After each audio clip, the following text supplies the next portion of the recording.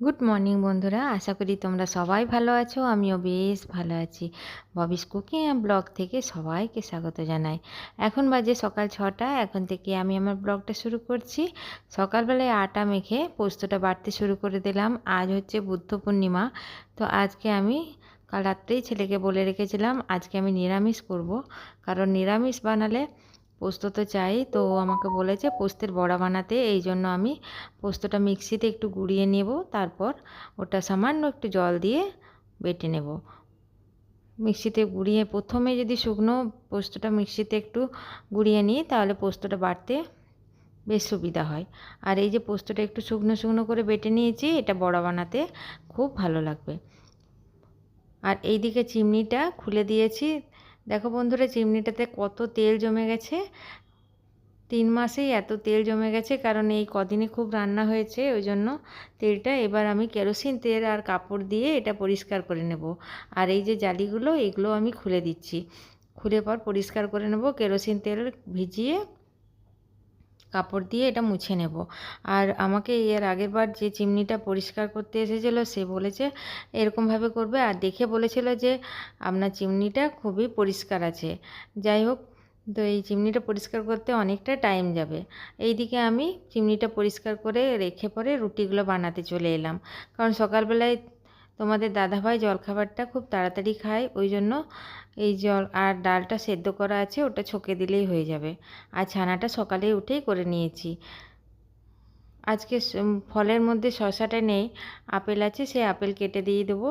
আর এদিকে খুব কমই রুটি বানিয়ে নেব, বাকিগুলো রেখে দেবো রাত্রের জন্য। আটাটা মাখাই থাকবে, তাহলে সুবিধা হয়। তো বন্ধুরা, সকাল সকাল উঠে যদি এই কাজগুলো করা যায় তাহলে খুব ভালো হয়। সকাল সকাল কাজ করতে আমার খুব ভালো লাগে।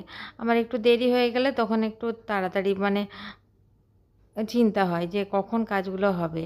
তো আমি সকালবেলায় কিছুটা রান্না সেরে তারপরে চলে যাব স্নান করতে। আজকে আমি ঠাকুরকে একটু প্রসাদ দেব, কারণ আজকে বুদ্ধ পূর্ণিমা। সকালবেলায় আমাদের পাড়াতেই একটা দোকান আছে, সেখান থেকেই আমি একটা লাড্ডু আর দই নিয়ে এসেছি। সেই ঠাকুরকে দই আর লাড্ডু দিয়েই পুজো দিয়ে দেব। আর বাগানবাড়ি থেকে প্রচুর ফুল তুলে নিয়ে এসেছি, হরেক রকমের ফুল, যেগুলো দিয়ে আমি ঠাকুরকে একটু পুজো দিয়ে দেব। আর এদিকে দেখো চিমনিটা ভালো করে মুছে নিচ্ছি কেরোসিন তেল দিয়ে।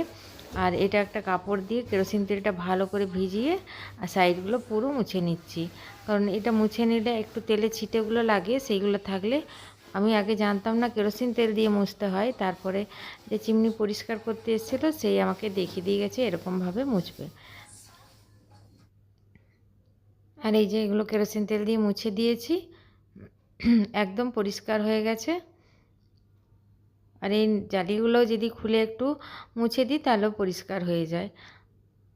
এবার এগুলো লাগিয়ে নেব।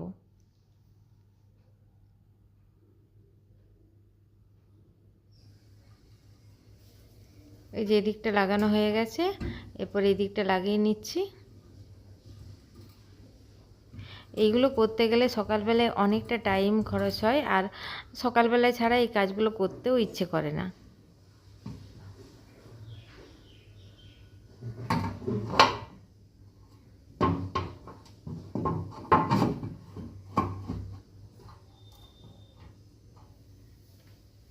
এই যে লাগানো কমপ্লিট হয়ে গেছে, আর উপরে যে ঢাকাটা লাগানো ছিল সেটা কেচে দিলাম। এইদিকে চলে এলাম সকালবেলায় একটু রান্না করতে।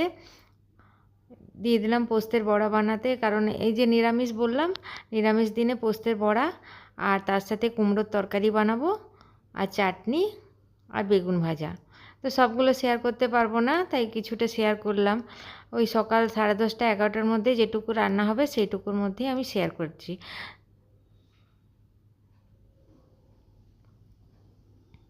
তো পোস্তের বড়া খেতে কার কার ভালো লাগে? আমার তো খুবই ভালো লাগে। তো গরম গরমটা বেশি ভালো লাগে। তো এইটা গরম গরম আমি আবার পরে একটু ভেজে দেব। আর এইদিকে দুটো পোস্তের বড়া বানালাম, আর একটা তিলের বড়া বানালাম, খসলা বড়া। সেটা আমার দিয়েছিল আমার মা, আমার ভাইয়ের বউ ছাড়িয়ে দিয়েছিল সেইগুলো, ছালগুলো সেইগুলোই এখনও রাখা আছে। সেইগুলো আমি বড়া বানিয়ে দিচ্ছি, কারণ এই বড়াটা খেতে আমার খুব ভালো লাগে। আর আজকে আমার যেহেতু পূর্ণিমা, সেহেতু আমি ভাত খাবো না বলে একটু ডালিয়া সেদ্ধ করে নেব। ওই ডালিয়াটা মানে ভাতের মতো বানিয়ে নেব। আর এইদিকে কুমড়োর তরকারিটা চাপিয়ে দিচ্ছি। ওই কড়াইয়ে সর্ষের তেল আর পাঁচফোড়ন দিয়ে দিলাম, আর ভাজা মশলাটাও বানানো আছে, আদা জিরেটাও বাটা আছে, কারণ ওটা আমি রাত্রিবেলায় বেটে রেখে দিয়েছি। কারণ সকালবেলায় এইসব বাটাবাটি করতে গেলে একটু দেরি হয়। আদা জিরেটা অনেকটা একসাথেই বেটে নিই, তার মধ্যে থেকে 1 চামচ এর মধ্যে দিয়ে দেব। আলুগুলো আজকে কুমড়োর তরকারিটা একটু ভাজা ভাজা বানাবো, কারণ এই নিরামিষ দিনে কুমড়োর তরকারিটা একটু ভালো করে বানাতে হয়, নাহলে খাবে কি দিয়ে। অন্য দিন মাছ মাংস থাকে আর ওই পোস্ত। এরপর কুমড়োগুলো দিয়ে একটু ভালো করে ভেজে নেব।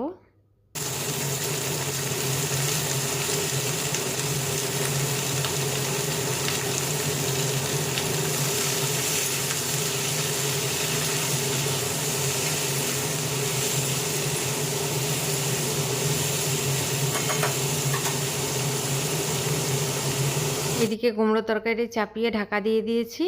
এরপর ঢাকা খুলে একটু নাড়াচাড়া করে নেব।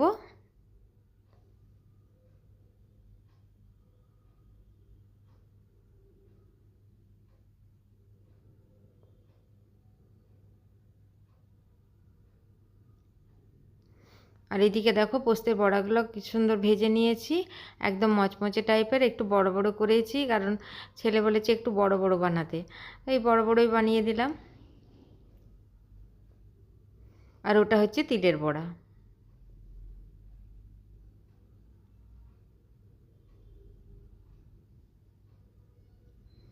আর এইদিকে আমি ডালিয়াটা মেপে আর ভিজিয়ে রেখে দেব। স্নান করে পুজো করে ওটা চাপিয়ে দেব, আর নামানো হয়ে যাবে তখনই। আর এদিকে তোমাদের দাদা ভাইয়ের খাবারটা সাজিয়ে দিচ্ছি। 3টে রুটি দিয়ে দিলাম, 1 বাটি ডাল, আর বললাম না আপেলটা কেটে দিয়েছি, আর তার সাথে ছানা দিয়ে দিলাম লেবু দিয়ে, কারণ ও পনির খেতে চায় না, আর ছেলের জন্য পনিরের ঘুগনি। তো এই খাবারটা দিয়ে দিলাম সকালবেলায়, আবার সেই দুপুরে খাবে। আর এইদিকে কুমড়োর তরকারিটা হয়ে গেছে, এবার নামিয়ে আমি স্নান করতে চলে যাব। স্নান করে পুজো করে আবার বাকি যেটুকু আছে সেটুকু সেরে চলে যাব মেডিসিনের দোকানে। এইদিকে দেখো বন্ধুরা, আমার স্নান হয়ে গেছে। এবার পুজো করতে মোটামুটি আমার ওই 30 মিনিট টাইম লাগবে। তার আগে আমি ভাতটা চাপিয়ে দিচ্ছি। পুজো করার আগে ভাতটা বসিয়ে দিয়ে আর বাকি যে ফুলগুলো তোলা ছিল সেগুলো তুলতে চলে গেলাম ব্যালকনিতে। আর বেলি গাছটাতে প্রচুর ফুল ফুটছে এখন, এই টাইমটা মনে হয় বেলি ফুলের সিজন। এইদিকে কত ফুল নিয়ে এসেছি, আর এই যে প্রদীপটা জ্বালিয়ে দিলাম, পুজো করতে বসে গেছি। আর এইদিকে দেখো বন্ধুরা, ঠাকুরকে এই লাড্ডু এনে দিয়েছি, কারণ লাড্ডুটা আমাকে খেতে হবে, ওই জন্য বেশি করে আনিনি, একটাই নিয়ে এসেছি।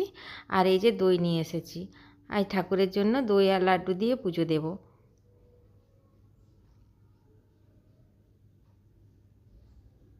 আর এদিকে ওই যে বাগানবাড়ি থেকে ফুল তুলে নিয়ে এসেছি, নিচে অনেক গাছ আছে সেখান থেকে, আর হলুদ জবা আর এই পিঙ্ক কালারের জবাটা ওপর থেকে তুলেছি। প্রচুর ফুল, তুলসী পাতা, আর এই ঠাকুরের খাবারে তুলসী পাতা না দিলে সম্পন্ন হয় না, ওই জন্য আমি তুলসী পাতা দিয়েই পুজো করতে শুরু করে দেব।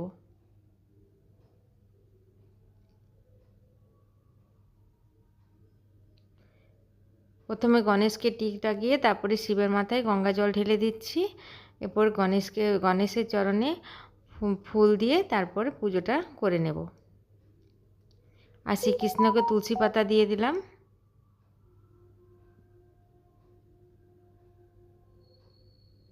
এই যে পুজো আমার হয়ে গেছে, সবাইকে সাজিয়ে দিয়েছি।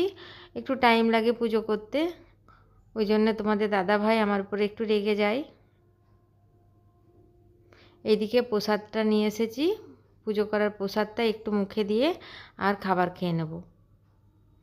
তো সকালবেলা আমি রুটি খেয়ে নেব। আর এদিকে দেখো সবজি নিয়ে এসেছে, আর এদিকে মান্থলি বাজার নিয়ে এসেছে।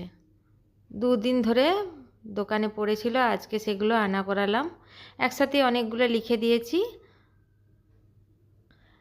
আর এই ছিল আমার ছোট্ট ভিডিও। আমার এই ছোট্ট ভিডিও তোমাদের যদি একটুও ভালো লাগে তো একটা লাইক দিয়ে দিও প্লিজ, কমেন্ট করতে ভুলো না।